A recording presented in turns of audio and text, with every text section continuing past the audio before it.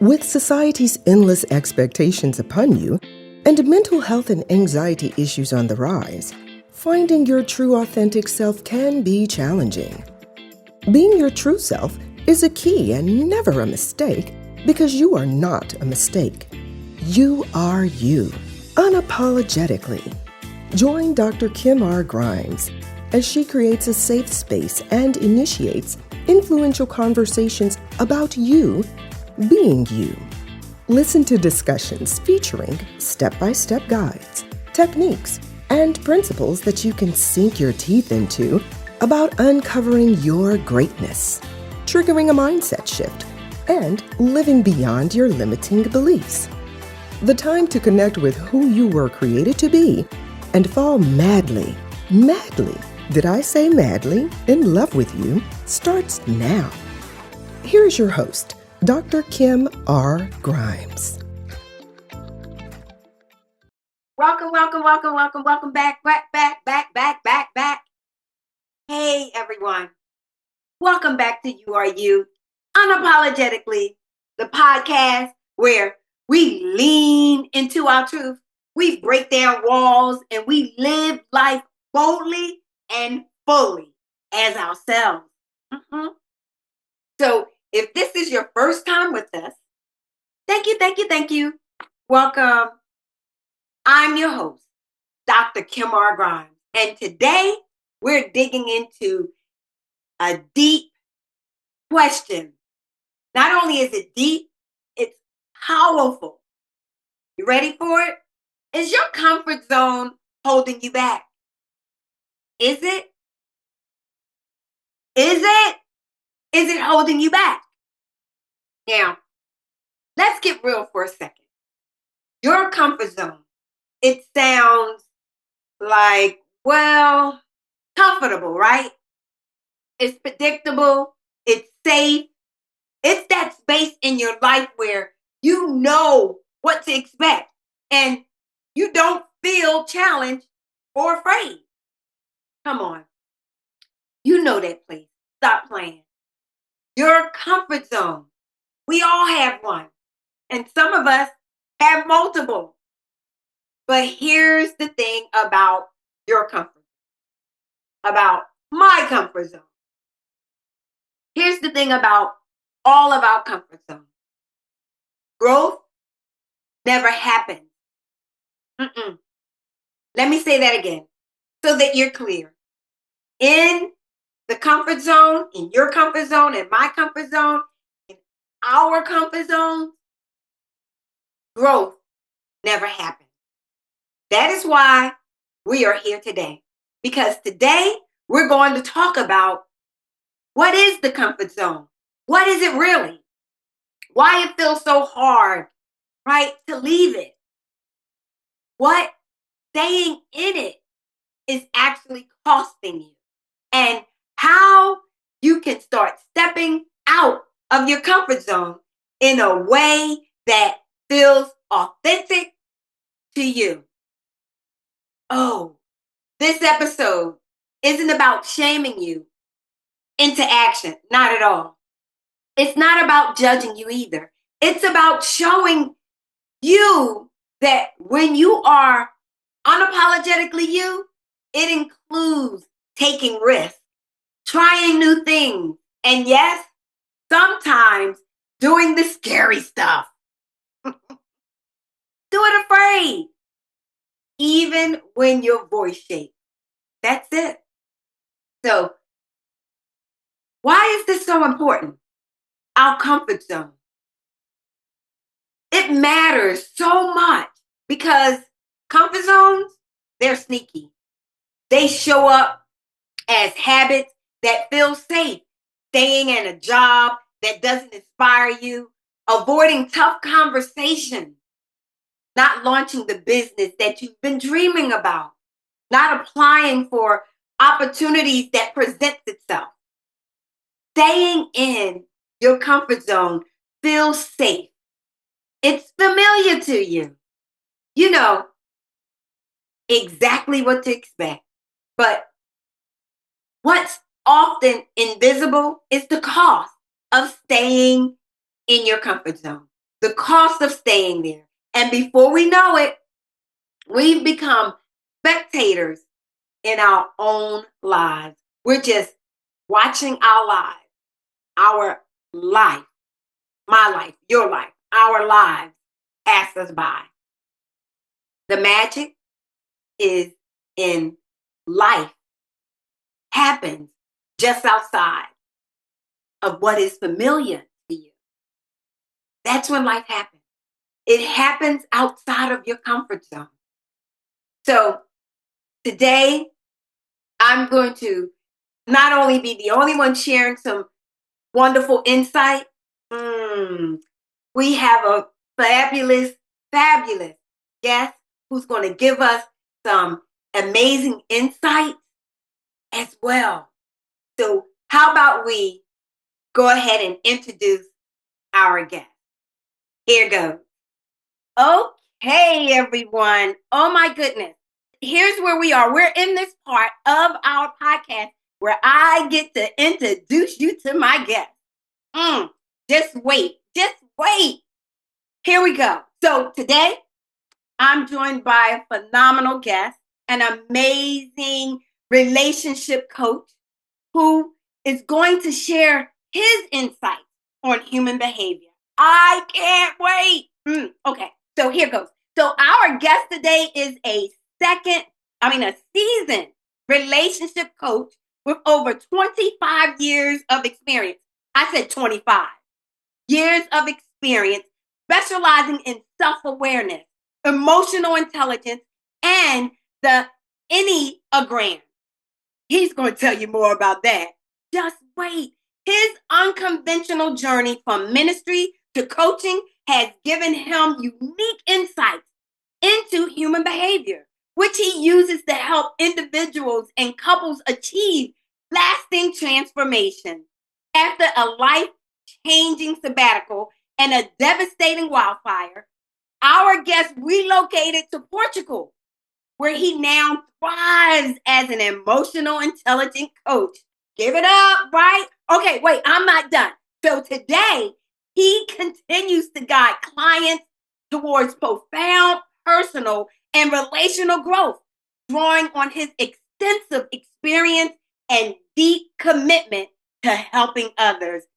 Our guest is oh my goodness, someone that I can't wait to bring him on because of what he does. So do me this favor, you guys.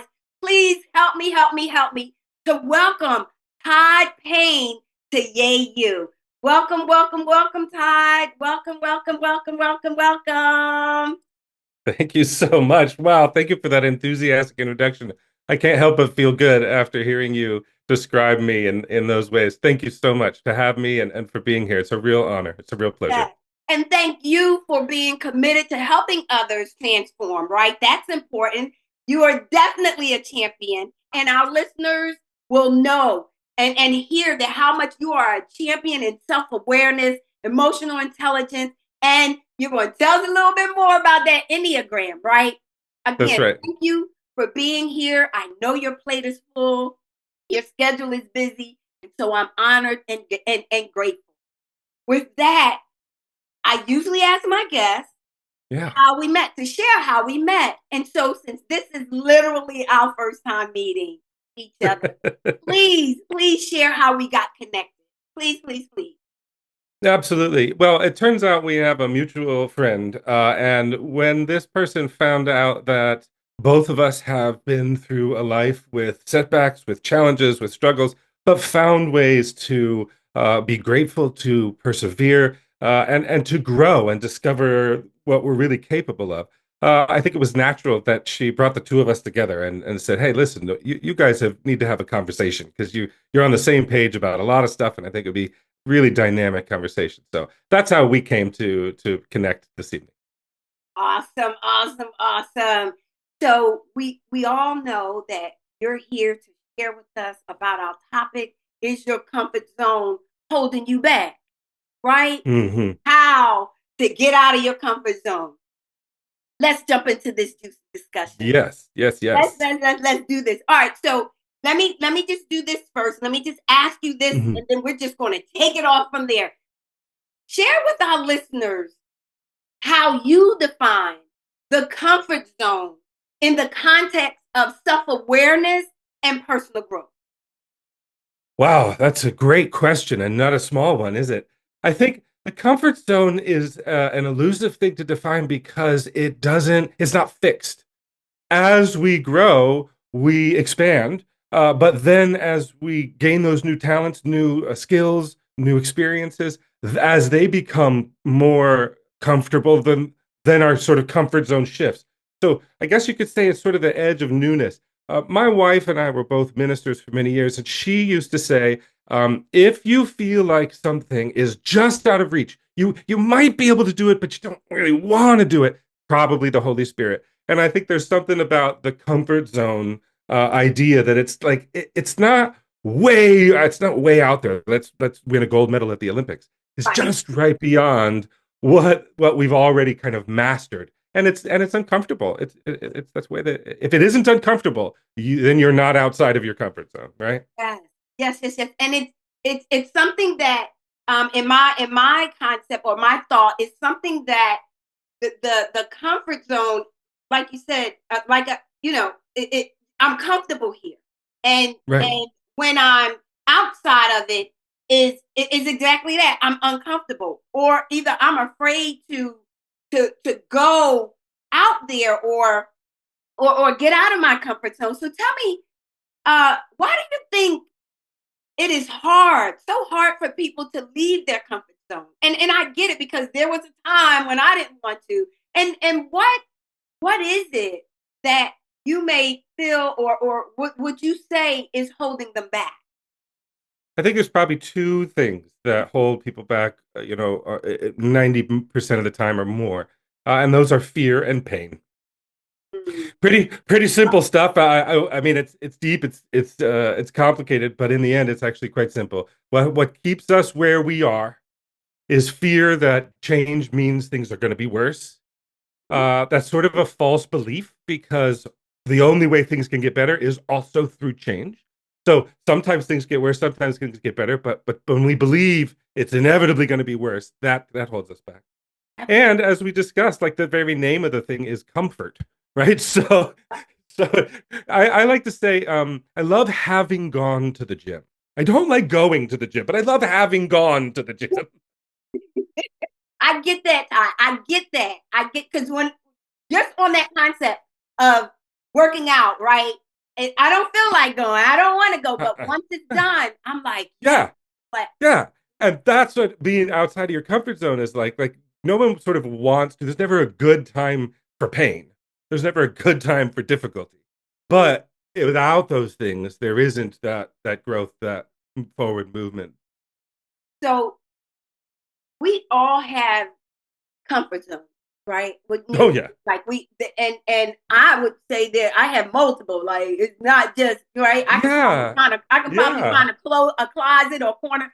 So share with me a personal a moment, or with our listeners as well, when you stepped out of your comfort zone, and and what came of it. What was the Yeah. result of you Yeah. stepping out of your comfort zone? Well, let me share sort of two related stories where I stepped out of my comfort zone really quickly in succession. The first was not a choice. The first was thrust upon me. I Mhm. lost my home in a wildfire, along with 1,000 other homes, back in December of 2021 in Colorado.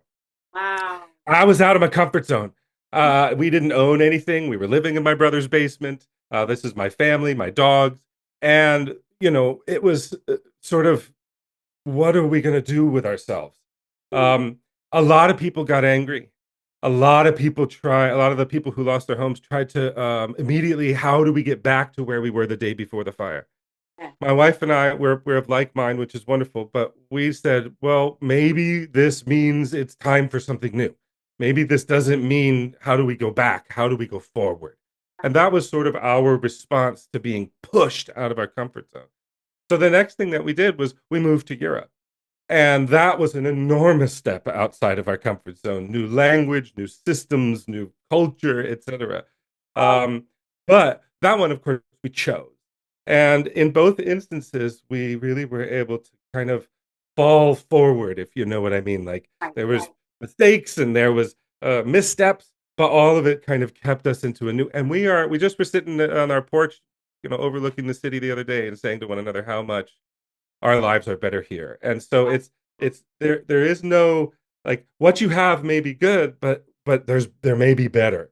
And often what we have isn't good, but we're still afraid to go outside of our comfort zone, even if we're not getting our needs met, even if we're not feeling loved or fulfilled or whatever. Outside of the comfort zone is where good things lay. So And it sounds like two things that popped as you were speaking was when you spoke about people getting angry, like that is something that we do, like get mad yeah, and of and course. instead of, so I can, I can relate to that because the my listeners know that at a young age for me, I was a widow, and that's what I did. Like after that traumatic incident, I got angry, and Oh yeah. it's a part of what we, our human nature, so I was able to relate to that when you said that. The other thing that I heard is, as we're in this space, we, rather it's good for us, we, or not, like, if, especially if it's not, we tend to want to stay in it.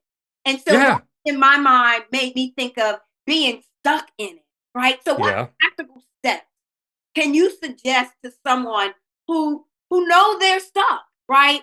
But they feel like overwhelmed, or they're afraid of change, or they just feel, frozen in space, in place. Yeah. Yeah. Yeah. Yeah, share some Well, practical steps. I know you have some. I do. I do. What I have found is that the best way to think about our comfort zone, if we really want to kind of attack it, break it apart, and not let it cage us the way that it can, is to think about it in terms of patterns. The Okay. brain loves patterns. It loves to do the same thing over and over again. In fact, it loves to automate these things. If you've ever driven home from work and pulled into the driveway and not really remembered driving home from work, that's Yes, because you've done it so much that your brain just automates it. So, yes, what we have to do, practically speaking, to break out of our comfort zone is the first thing we have to do is learn to see the bars that are caging us in. God, Often we don't even see the bars. yes. And that is where the Enneagram that you mentioned in my introduction comes in. The Enneagram is an ancient system of personality that is not about the way you behave on the outside. It's not about your external things you say or do.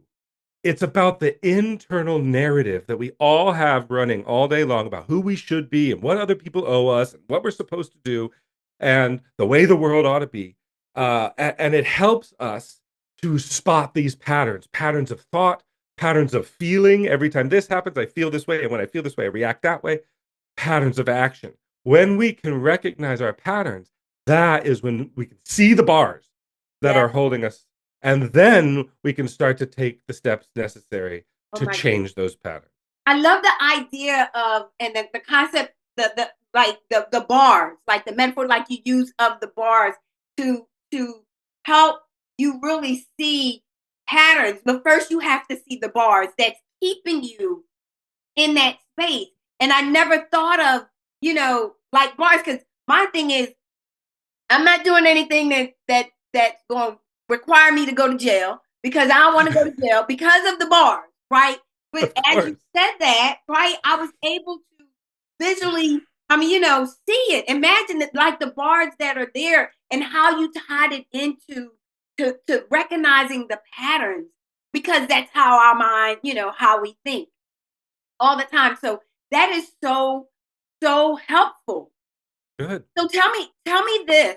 When it comes to someone being able to recognize these patterns, and Yeah. which I want to put a little spin on it to say, because these patterns, I see it as, once I recognize these patterns, or I recognize these bars, and it's to help me, I see it as self awareness, right? Yeah. Of You agree? course. Okay. So how does 100%. developing these self awareness patterns, or can help someone else uh, move beyond their limits? Like now I see, Yeah. see the bar, right? great. And now I'm, like I said, I'm frozen. I'm like, okay, Right. so what do I do now? It's a scary moment in the process when we see the bars, because when we first actually, I don't know if you remember those kind of crazy 3D images that look like random print, but then your eyes unfocus and then they appear. There's a moment like that with my clients, and it's often actually scary because when you see the bars, you go, "Is there any way out of this?" Now, I'll know. Now I just know how trapped I am, but Right. there is. And the way forward in the Enneagram is that the first thing we remember is that all of our personality characteristics, all of our personality traits are value neutral. Yeah. Yeah. Sometimes they serve us very well, sometimes they get us in trouble. It's the same traits. Okay. So what we want to learn to do to let the bars, and I won't say break them, but I'll say melt them or soften them, turn them into something that becomes part of us that we can use, is to learn how to recognize when one of the patterns is coming, and then we learn how to counterbalance. So let me tell a little story as an example. Please. Once my wife came home from work and said to me that her boss had yelled at her. She had an awful day. Her boss had yelled at her. Now, I'm a very heady kind of a guy. And my response was, well, did you fill out a form for HR so that they know that your boss yelled at you? What I should have said was, would you like a hug? Can I pour you a glass of wine? Tell me what's going on. So, what I have learned to do over the years is recognize when my brain kicks into overdrive, problem solving mode, analysis, breaking things apart. We're going to figure this out. I learn what it feels like in my body when that happens. And when I catch myself with that feeling, I stop and I go, all right, what might be another way to respond in this situation that is more appropriate to the needs of the situation? So I sort of have a knee jerk reaction, and I learn how to counterbalance, to lean in the other direction and bring myself to a more centered place in order to respond, you know, Yeah. genuinely and meaningfully. Yeah. And what popped in my head as you said that was put yourself in the other person's shoes, right? Yeah, And empathy. give some, some empathy. And I Yeah. get you. I understand what you're saying, Todd, because my response would have been your response, right? Like, wait, like, okay, what we gonna do about this? How are we going to fight this? Yeah. Right, right. And so, but by having put myself in that position or myself, in their shoes and allowing myself to how can I support that person in that space that they're in right now? And then later we can discuss, but and what I'm thinking is how do I meet them right there where they are? And that's something that is big for me. I want to meet you where you are, like right now, and not drag you along or push you forward, right? Right. So, and Right. that's what that's what Well, I you heard. you've What you touched you have touched on the key concept. Now we've talked about comfort zones, we've talked about growth, yeah, but in truth, empathy is the anchor of all that. I don't think there. Empathy may be the second most powerful transformational force in the world. yeah. When we experience it, we are Come changed. on, Todd. Balance. So I think all of that is to say, one of the things that the Enneagram does, and one of the ways I use it uniquely with couples instead Mhm. of just with individuals, Yeah. is by giving you a sneak peek behind the curtain of your partner's world. How do they see the Mhm. world? How do they process it? What is their inner dialogue? What are their natural reactions and responses? And when we understand where our partners are coming from, why they are the way they are, there's Yeah. this natural outflowing of empathy, this blossoming of empathy between people. And that enables personal transformation on both partners' parts, but also the transformation of the relationship. Awesome. No, that Enneagram That's it. sounds amazing. But the thought of getting a peek behind the curtain, not only in my life, but in, my husband's life, that's spectacular. Like I would say yes to that all day long because what I recognize is that, we're unique, differently, different human beings. And Of so course. do not think the same. No, No. no ifs, ands, buts about it. But also I think too, what I hear is recognizing their comfort zone. Um, Also as you're recognizing your own comfort zone. Like Mm. that's what popped in my head as well Mm-hmm. as you were sharing that. Mm-hmm. And I would like and what I'm saying is Well, to be able to stop and pay attention in that, or be present in mhm. that space where I'm recognizing their comfort zone. Just like when your wife came home and said what she said, that wasn't comfortable to her. She didn't appreciate that at all. And from what I'm hearing, what I got is that you took my route, but what you also said is that what you should have done is recognize, you know, that comfort zone that she, was in, that pushed her out of that comfort zone, and been able to meet her needs at that point, which is Well, and I'll amazing. throw another word out here too. Okay. When we're talking about relationships in particular, there's another zone, and that Uh-huh. is the zone of safety. Because being vulnerable with your partner, criticizing them in a way you think might hurt them, hearing criticisms of you, or naming some of the issues that you know are there, but don't really want to name because then they become somehow more real. All of that requires safety between us. Yeah. And one of the things that comfort zones can do is erode safety zones.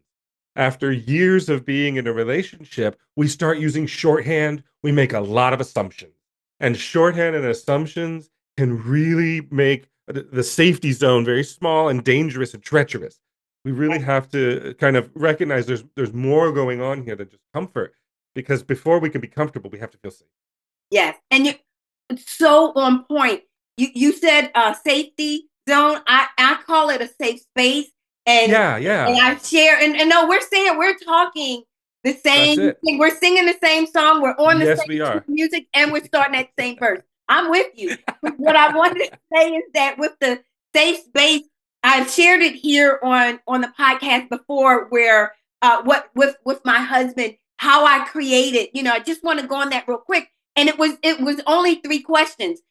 We reserve our judgment, right? Between him and I, reserve our judgment, no repercussions, right? So in other words, what he says to me, I'm not going to take and throw it back in his face. And then Right.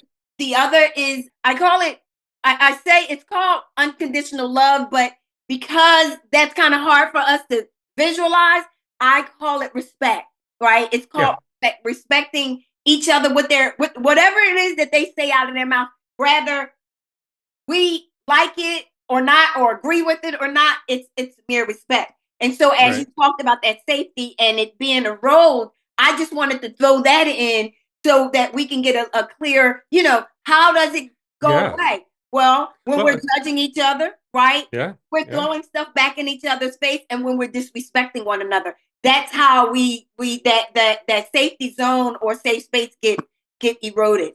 I Wow, love that. this is so juicy. It is so So juicy. the Go ahead. if I can springboard Absolutely. off that, I feel Yes. like those might be, we could call those sort of colors that we want to paint with. I Yes. would offer also a canvas to paint on. Woo. And what I find is that in any relationship, there is logistics, there is some conflict, there is some business to tend to. That's just the nature of being in a relationship. Yes. So if we only see each other for 1 hour a week, we're going to use that hour to talk about gripes, to talk about business. Yes. So the canvas I always invite the couples I work with into is just do nothing together. Do dumb things together. Go bowling, go shopping, have dinner, watch TV, parallel play on your phones together. But if the hours spent are 10 hours and we have 1 hour of business and logistics and gripes to deal with, it won't hurt as much. It won't be as scary. It won't feel as heavy because it's in this larger context of time spent together, connection that we have. Yes. I love it. I love it. I love it. And one of the favorite things, I'm going to say this, and then we can begin to wrap up. But one of the favorite things that when I ask my husband, what do you want to do? And he says nothing. I'm like, because our nothing is really what we spend, most of our time together. No, I don't want to do anything. I'll just sit here and look at you. Yeah. Or I look at you, right? So it's so, when you said that, it made me think of that as well. All right. So what I would like to ask you about, what about that muscle?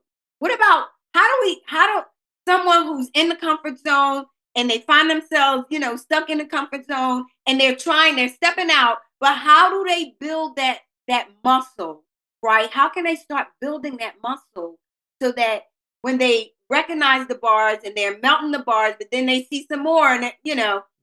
Yeah. share, please. So I think that the key is feedback loops. Yeah. Feedback loops. We have to feel like we are making progress. We have to feel like the things we're doing are having an effect, or we won't sustain them. So I always start off very slow with my clients because often they come to me with a very big problem. We're this is urgent. We're in a crisis. We're in pain. We need to fix, Yeah. and they get frustrated with how slowly I move in the beginning. But what I keep telling them is, if we want change that is sustainable change, then it has to be incremental change.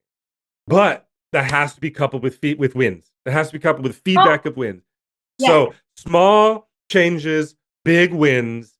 This creates momentum, and that is how we begin to use that muscle. So that it's like if you go to the gym and you start lifting heavy things, the next day you're going to be so sore you'll never return to the gym. So I've got to keep you got to keep it on pace so that you feel like you're growing, but you don't. You're not hurting. It's not too much too fast. Exactly. And I love the idea of wins. So, what would, for someone who is still, intimidated by it or Yeah. not sure, what would be a small win, right? Because, I share Hmm. with people, celebrate the small things, celebrate the Hmm. small Hmm. wins. It doesn't, have to be a huge win. So, what are Well, some of the small I'll, wins they I'll can give you an celebrate? example. Yeah. In my very first session with a new couple clients, I give them a tool for checking in with one another. Very structured, very intentional tool for checking in with one another. And we begin to teach actually right at the first session some of the things that you just talked about receiving people where they're at, not holding things they say against them, neutral observer sort of thing. Anyhow, after that, I check in. They come back 7 days later. We have our next session, and the first thing they say to me is, we haven't talked this much in forever. Like just the checking in is already a change from the week before we began. And so I get right away in that first week this win of we're tentative, we're still scared, we don't talk about the big things, the problems between us still exist, but we're actually like checking in with each other and seeing how one another is doing. And there's already this forward movement that begins right out of the gate. Wow. Wow. And I would say, from that, like go get some ice cream together or go Yeah, take a walk together or, and that will, on top of that, like you said, that small little win, the not nothing time. something simple.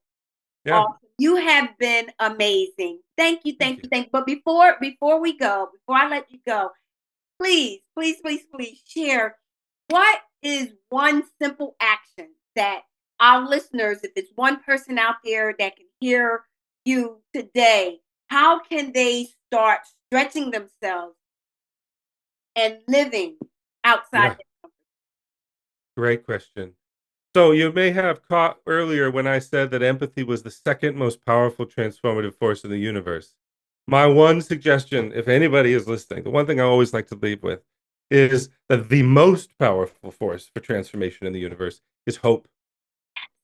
And so what I would leave zone? people with is if you're scared, if you're stuck, if you don't know what to do, the most bold and courageous decision you can do to get that muscle moving is to choose hope. Yes. Oh, I love it. I love it. I love it. I love it. Okay. So please, I know because of this phenomenal topic and how you're such a wonderful guest and very, very informative. How can our listeners connect with you? Please, please, whatever Yeah. you feel So free to share. my business is called Connect Fully. Like that's what I want you to do. Connect fully. And we live in a world where things can be spelled however you want to. So it's spelled with a K. KONNECTFULLY.com. You can also just email me, Todd, TODD, at connectfully.com. I love to hear people's stories. I am always learning and growing. One of the first things I discovered in my own personality type is that I think I know everything. So it's a part of my constant growth journey to hear from other people, learn from their stories. I would love to hear from your listeners and find out things that are working or not working for them. Awesome, awesome, awesome. So there you have it, Todd Payne. Thank you, thank you, thank you. It's such a pleasure to meet you. And thank you for saying yes for the very first time, right, on the podcast. I would love to have you back. Thank you again Wonderful. for being It's been a on real AU joy. and sharing Thank your you. story. Most of all, thank you for being you. Thank you for being you. Your story, I know, is going to, and is already helping so many people.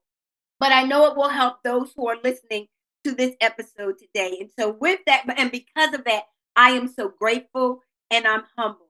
So, thank you again and again and again. Thank you so much for having me. It's been a real joy. You're welcome. Okay, you guys, let's take a short break. We'll be right back so I can close out this conversation on Is Your Comfort Zone Holding You Back? How to get out of your comfort zone. So, I'll be right back. So I'm back, everyone. I'm back. Thank you, thank you, thank you, thank you. Big thanks and a big shout out to Todd Payne. I really appreciate it. We really appreciate all of the wisdom that he dropped. Thank you, thank you, thank you, thank you, thank you. So I want to give some actual steps, right? How to step out of your comfort zone authentically. So let's talk about it. Let's talk about how to break free of your comfort zone. Todd gave us some good examples to visualize bars, and he just really helped us to see what it is that we can do to help us step out of our comfort zone, right? To really put ourselves out there. And so what I really want us to do is talk about how to break out of your comfort zone without pretending to be someone you're not, without having to dumb down or just go with the flow. That's what I want to talk about, and I want to give some real doable steps, right? And what I mean by that, some literally steps. Step 1, step 2, step 3, because some of us need it, right? Some of us are at that point where we literally have to take it one step at a time and do it one moment at a time. So we want to meet you where you are and not drag you or, like I said before, or push you along. So here are some real doable steps. Step 1, okay. We're going to start small. Start small. In other words, take a baby step and build yourself up to breaking out of your comfort zone. Take a micro risk. Take on something or things that have small risk attached. Here's something. Speak up in a meeting. It does not have to be anything elaborate or rehearsed. For example, ask for clarity on a topic or ask them to repeat what they said. Just instead of just being quiet and not saying anything, speak up in a meeting. Say no to something you usually say yes to. That's a small step. Try a new hobby or join a class you've been curious about. Every baby step builds your courage muscle. Every baby step. All right. A real step number 2. Name your fear out loud. Whatever it is that you're afraid of, name it out loud. Identify what it is. What are you afraid of? Identify it. Identify your fear or fears. Write them down. Say them out loud. Journaling even helps. But so does talking to someone that you trust. Find someone that you trust, that you want to have a conversation with, and share with them your fear out loud. Naming the fear and speaking it out loud often takes away its power. Has no power when you speak it out loud. Okay, the third real step or doable step that I would like you to try is something that similar to what Ty said. He said, visualize, see your bars. Well, I want you to visualize the result or results. Ask yourself, what is the best that could happen if I step out of my comfort zone? What is the best? What's the worst that could happen? And could I survive that?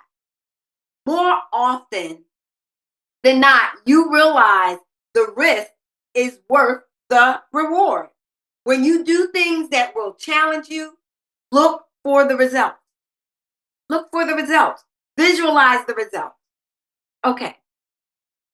The fourth doable real step that you can do is create accountability. Have the friend you shared your fears with, have that person check in with you. It can be weekly, it can be every other week. And if it's a daily thing, ask them to check in with you. By doing this, they will be holding you accountable to your greatness. And accountability, it fuels action. It fuels action. And action, because I said put an S on it before. Okay, a doable step. This one I love as much as all of them, but it's number 5 is celebrate tiny wins. Celebrate tiny wins. Don't wait for a major breakthrough. Don't wait for something huge, right, to happen before celebrating or patting yourself on the back. The small wins are worth every bit of celebrating. Every bit of it. It's what really matters. Be sure to say it out loud. I'm proud of myself because I stepped outside my comfort zone. I'm proud of myself because I spoke up. I said something in the meeting today. Small wins, celebrate them. And here's what I want you to do. Remember why this topic is important. And remember why it matters. Because your future is so much bigger than all of your fear. Because your life is not meant to be lived in neutral or just going with the flow. Because you are you unapologetically, which means trusting that even your bold, messy, imperfect efforts are well worth it. It's worth it. There's a life outside your comfort zone waiting, just waiting on you. And you deserve to experience all of it. Every last ounce of it. All of it. Yes, all of it. So here's what I'm challenging you to do today. Today, just pick one thing. Pick one thing that you've been afraid to try. Whether it's big or small, just pick one thing and commit to doing it this week. Don't wait till Monday. Don't wait till Saturday. Do it this week. Start today. Mark something on your calendar right now so you don't forget. Maybe it's applying for a job that you talked yourself out of, sending a message, or joining a group, going to the gym, saying what you really feel. Whatever your edge is, go to it. Don't leap over it. Just take a step. Just take a step. Then say this to yourself. I am proud of me. I am brave enough to grow. I am proud of me. I am brave enough to grow, because stepping out of your comfort zone requires growth. It is growth. It requires change, and it's growth. Here's what I know. I know this. I know your comfort zone is safe, but it's also limiting. I know fear is natural, but it doesn't have to be the driver of your life. I know growth happens outside of predictability. Yep. And I know you don't have to change overnight, but start with one choice, one action, and be sure to be stretched. Or can we call it change? You are you unapologetically means you trust your evolution. That you trust who you are, not just trust your safety. That's what you are you unapologetically means. So, with society's rigid expectations and endless opinions, self-expression, self-awareness, self-appreciation, all of that can feel challenging and daunting. And most of the time, we do exactly that, push things down, push it away, hide, run, or just go with the flow. We keep silent and not say anything. You are you unapologetically means being true to how you were created and not allowing people's opinions to affect how you show up in life. People are going to talk, and they're going to talk and talk and talk and talk and talk. You hear me say this at the end of every episode. You have no time to be intimidated by the presence of others and think so little of yourself. When you show up and you are you without pretense and hesitation, the world can't dull your glamour. They can't. Trust me, I'm telling you, they can't dull your glamour. And most importantly, you will be inspired to shine your light, to share, to support, to serve others, and help others to tap into their own brilliance. So how about we agree, just like we do at the end of every episode, let's agree to put an end to disparaging mindset and begin to own your authentic self. Hey, I'm here. Join me. I create this safe space where I initiate influential conversations about what? About you being you. That's it. Because you are you unapologetically, and no one, absolutely no one, is better at being you than you. No one. So let me just thank you. Thank you. Because that's all I have for today. Thank you for being here. Thank you for being you, are you, right? Thank you so much. And if what was shared on this episode, if it challenges you, if it inspires you, if it touched you, please share it with someone who you know may need a gentle push, pushed outside of their own comfort zone. We're going to push them in love, right? Remember, you don't have to be perfect. You do not have to be perfect. Because I'm not perfect. I get it wrong. I say it wrong. I may even do it wrong. I make mistakes, and failure is a part of growing. Yes, it is. So it's okay to make mistakes. It's okay. You don't have to figure it all out. And if you're trying to stop, you just have to be willing to try, willing to grow, willing to show up for the next version of yourself and show up for the next episode. Failing does not mean you are a failure. It doesn't. It says you have courage because you tried. That's what it means.